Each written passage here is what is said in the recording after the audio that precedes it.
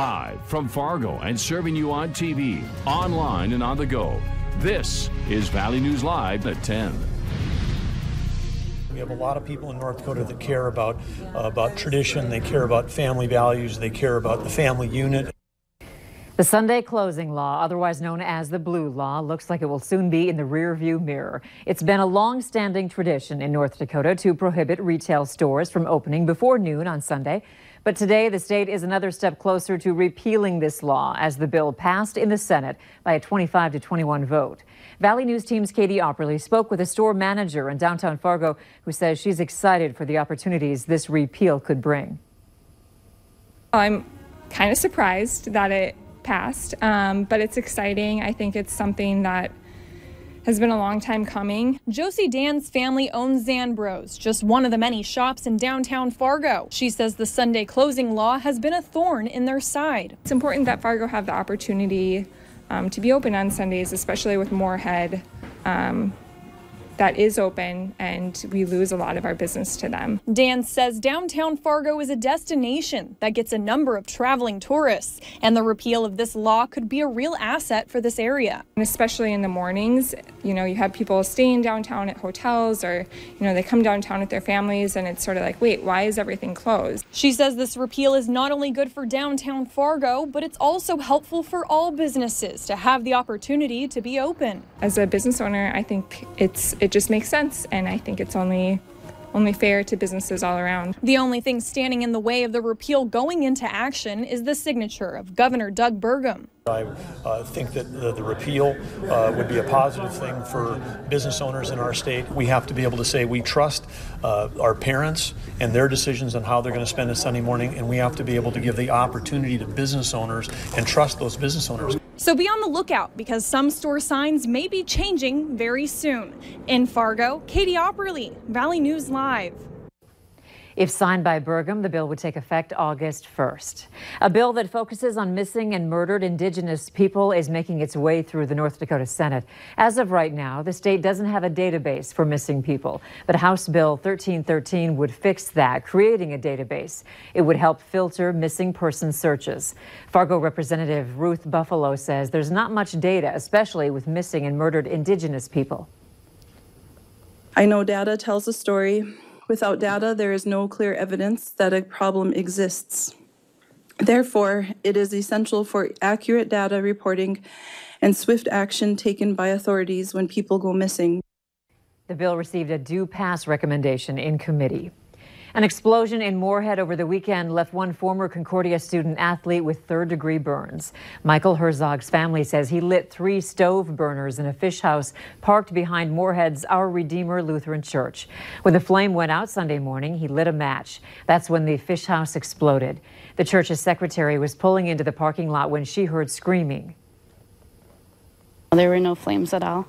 I just pulled my truck around and rolled down the window and spoke with him and tried to calm him down until told him that the police were coming. Herzog was first taken to Sanford Hospital, but soon after airlifted to Regents Hospital in St. Paul. The explosion left 76% of his body burned. 14% are third-degree burns. More people are getting busted for drugs in Grand Forks County than they have in almost a decade. That's according to a new crime report released today by the Sheriff's Department there.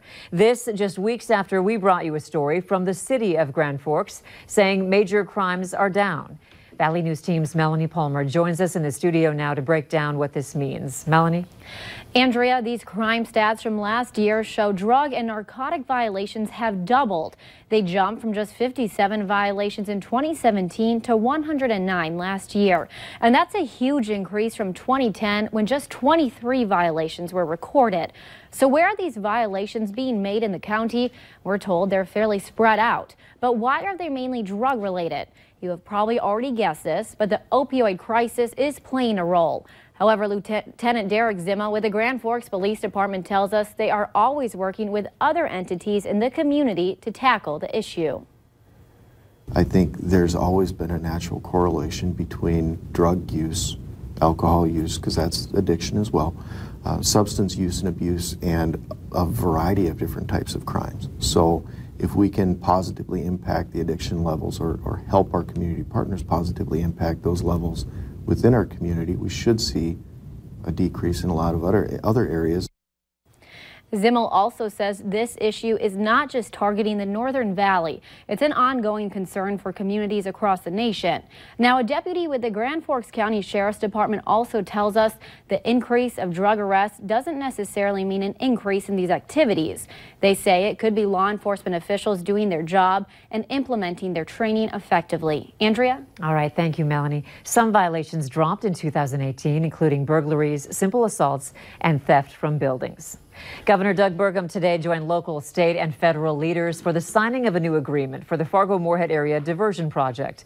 The governor applauded the Minnesota DNR for asking a judge to allow construction to begin on the flood control project in accordance with the DNR's permit requirements ahead of anticipated spring flooding. The diversion project will protect nearly 95% of Cass County's estimated 178,000 residents. Cass County accounted for 16% of North Dakota's taxable sales and purchases in 2017. You may have heard the song Come and Get Your Love by Redbone, but you may be surprised to find out that this is a 6-year-old boy's favorite song, a little boy who's fighting a battle that brought him from Minot to West Fargo. Valley News Team's Callie Hubbard tells us about the journey of Myles Allen, who's seeking treatment at Sanford Children's Hospital. There's a kid named Myles. There's a girl named Mommy. When Myles was 3, he was diagnosed with stage 4 neuroblastoma. It all started when Myles Allen was very young. His mom, Monique, tells us he had been complaining of bone pain and couldn't walk. The day he was diagnosed with this aggressive cancer was a day Monique will never forget. It was June 23rd, 2015. After seeking treatment, the family thought the battle was over until he relapsed in 2018. We thought everything was over. We started going back to our normal routine. He was going back to school. The family of 3 has since moved from Minot to West Fargo to get treatment. The mother says she gets some help from other family members, but she's mostly on her own. I'm at the hospital with him. I'm at home with him. I have his other brother too. But his mom says it's her son's optimism that keeps the family in high spirits. Love this song. Not even the loud noises in the hospital faze him. He kind of reminds us as like a little old man. We always called him Benjamin Button when he was a baby because he was super tiny and he just had that old soul. And this little 6-year-old boy has many hobbies, like playing with his favorite superheroes, reading, and watching YouTube videos. His mom says he's always wanted to be a YouTube star. So, when he was in the hospital, he invented his own merch gloves. So he'll make like designs. I think this is what, the repulsor cannon? Myles is still fighting, but he's not giving up. He's thankful for all the support they're getting from the community, and he plans to keep working towards his dream of becoming a YouTube star. Reporting in West Fargo, Callie Hubbard, Valley News Live.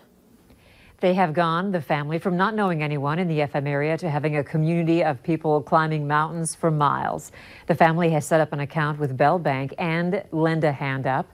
There will be a benefit for Myles this Friday at Aurora Elementary School in West Fargo. For more information, visit valleynewslive.com. There are too many unanswered questions, and we wanted to know the schedule on the whole thing. Residents from the FM area voiced their concerns tonight over a proposal by the city of Fargo to improve 17th Avenue South. The city is studying the road now because they say there are deficiencies in it that need to be fixed. On top of that, city leaders say there's a gap in the city's bike route on that road. The project would include building some roundabouts and additional bike routes. But some residents living along 17th Avenue aren't happy with the proposal. They say it would make traffic worse and create congestion. We wanted more information, particularly on if it was going to affect our taxes, you know, what kind of a special assessments were maybe being planned, particularly how it's going to affect our home values. This is the third public input meeting the city has held. Officials tell us the project would likely take about 3 years and would cost $4 million per mile.